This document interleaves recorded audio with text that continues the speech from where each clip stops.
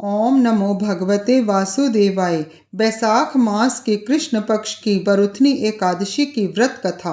धर्मराज युधिष्ठिर बोले, हे भगवान, बैसाख माह के कृष्ण पक्ष की एकादशी का नाम तथा उसकी विधि क्या है और उससे कौन से फल की प्राप्ति होती है, सो कृपा पूर्वक कहिए। श्री कृष्ण भगवान बोले, हे राजेश्वर, बैसाख माह के कृष्ण पक्ष की एकादशी का नाम बरुथनी है।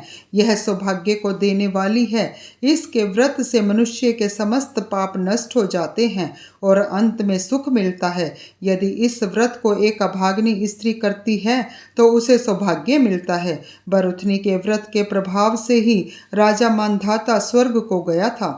इसी प्रकार धुंधमार आदि भी स्वर्ग को गए। बरुथनी एकादशी के व्रत का फल 10 सहस्र वर्ष तपस्या करने के फल के बराबर है। कुरुक्षेत्र में सूर्य ग्रहण के समय जो एक बार स्वर्ण दान करने से फल मिलता है, वही फल बरुथनी एकादशी के व्रत के करने से मिलता है।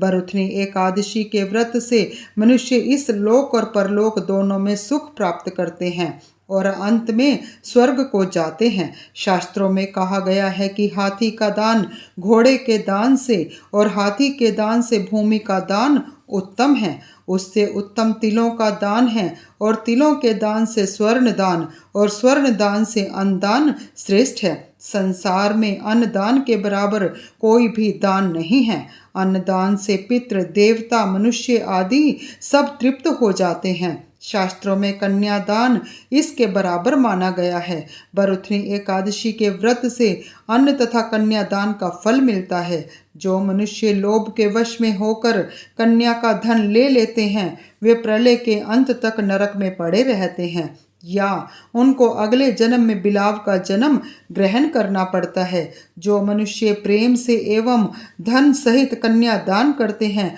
उनके पुण्य को चित्रगुप्त भी लिखने में असमर्थ हो जाते हैं। जो मनुष्य इस बरुथनी एकादशी का व्रत करते हैं, उनको कन्यादान का फल मिलता है। बरुथनी एकादशी का व्रत करने वालों को दशमी के दिन से निम्नलिखित 10 वस्तुओं का त्याग कर देना चाहिए। कांसे के बर्तन में भोजन करना, मांस, मसूर की दाल, चना, कोंदो, शक, मधु, शहद, दूसरे का अन्न दूसरी बार भोजन करना, स्त्री संग या अन्य किसी के साथ मैथुन करना।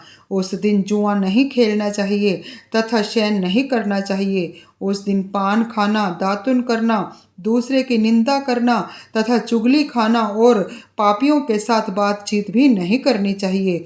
उस दिन क्रोध, मिथ्या भाषण का त्याग कर देना चाहिए। इस व्रत में नमक, तेल और अन्न वर्जित है। हे राजन, जो मनुष्य इस एकादशी को विधिवत व्रत करते हैं, उनको स्वर्गलोक की प्राप्ति होती है। इस व्रत के महात्म को पढ़ने से 1 सहस्र गोदान का फल प्राप्त होता है। इसका फल गंगा के स्नान करने के फल से भी अधिक है। विष्णु भगवान की जय।